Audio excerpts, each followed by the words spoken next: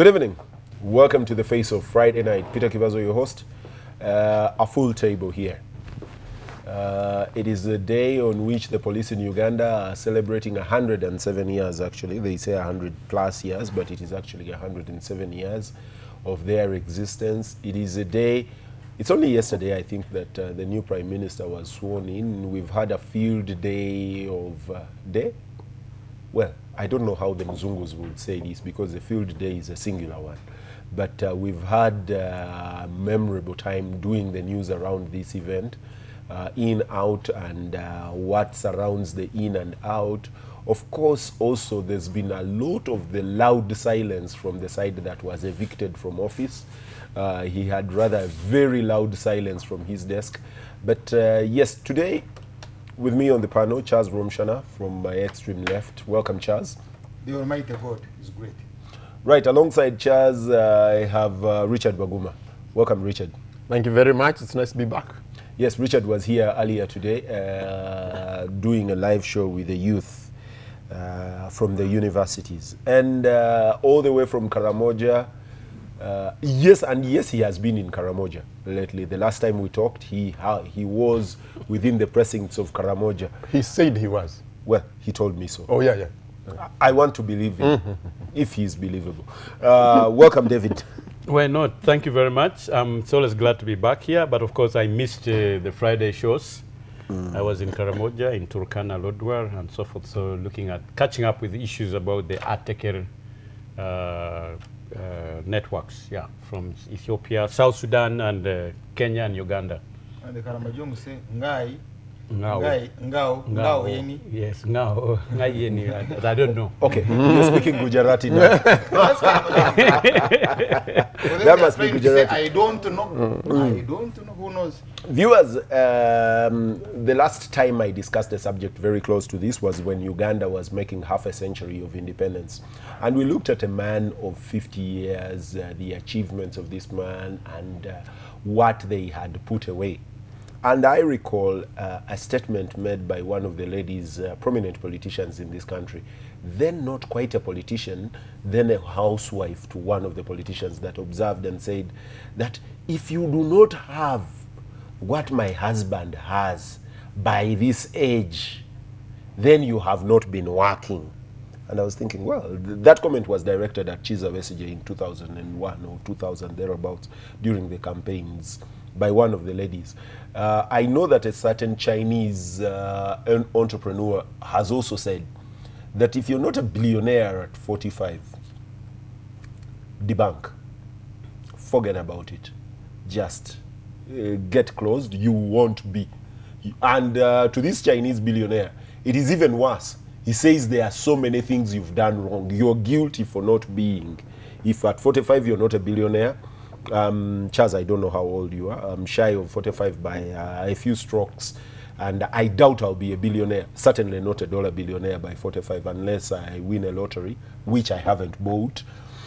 So Katosi Nyenga wouldn't make me a dollar billionaire still.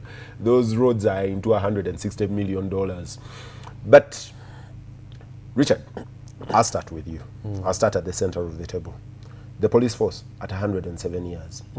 Today they were celebrating. I saw them in Kololo showing off. And I have an analogy that was given to me by an MP in Luganda this week, One Kasivante of Rubaga.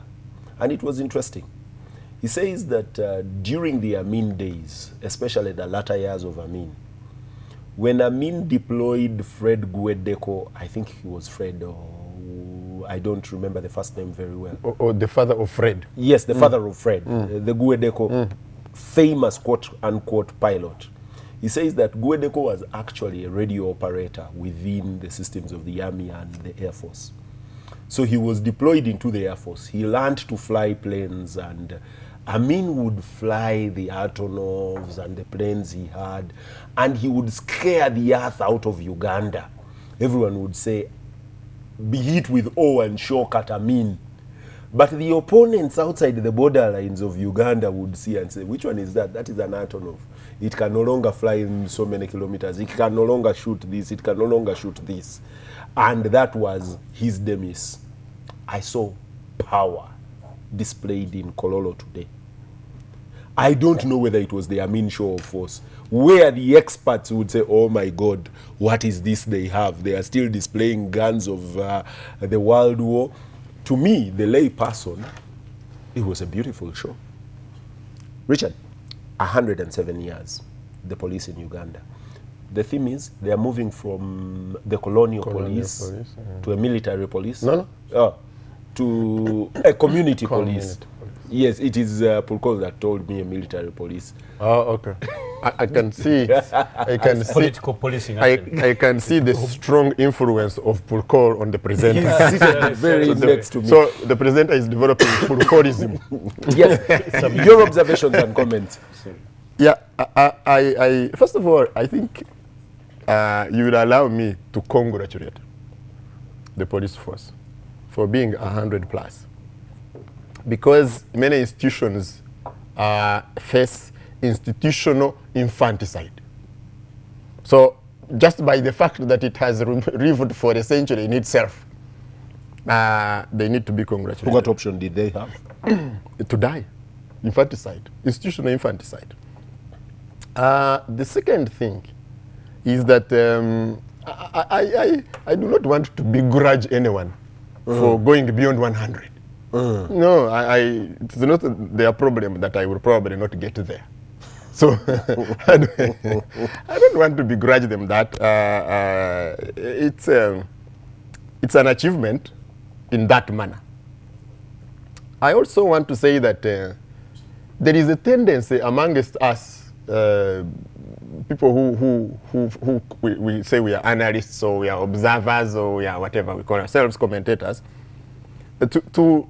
to equate the lifespans of institutions to the lifespans of human beings, particularly African men. You know, the African men, the Purkor is probably now living, when you take the average age of a Ugandan man, he's probably living on bonus.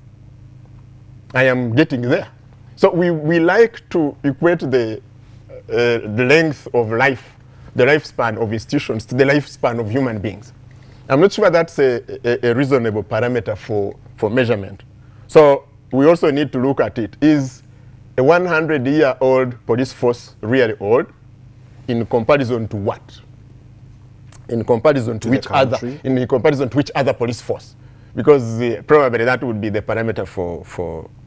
And the other thing is, what is the nutrition that the police force gets from us as citizens, from us as government, from us as leaders, because we are all leaders on this table in different categories. We have been in different categories. What nourishment do we get? Because what happens is we put our expectations. They should do this, we should be doing that, and that's not just on the police force. It is on us, the media, it is on the youth, it is on all of us. But what input goes in there? So I think whatever the show was at Kololo, I did not see it myself. I just saw bits on UBC TV, and you know I am always mindful of edited and prepared things, especially by, and you know, I have been there for quite a bit, especially by what is called public, but what government presentations. So force or power, you said power, actually you said power. I think for me, the real power of the police force is not in the guns. Like you gave the analogy, the example of Idi Amin. I think it is in the ability to relate, work well, and get the confidence and the input and the involvement of the communities. Which it is doing how? I am not sure that it is How doing. well I'm not sure that it is doing. No, and I think that is why probably they are saying we want to do it going forward. It's probably also an honest recognition that that has not been done. So I am not sure that it is a powerful institution, as you probably saw today in Kololo. The other thing is that, I mean, when you, be it perception or real, I do not think that the police, the Uganda police at 100, is a force that you can confidently say that an average me and you, Ugandan I mean, will feel confident to go to get solutions. But like you asked, what are the alternatives? If Rumshana, God forbid, knocks me, let's say we are both driving, but where else can we go?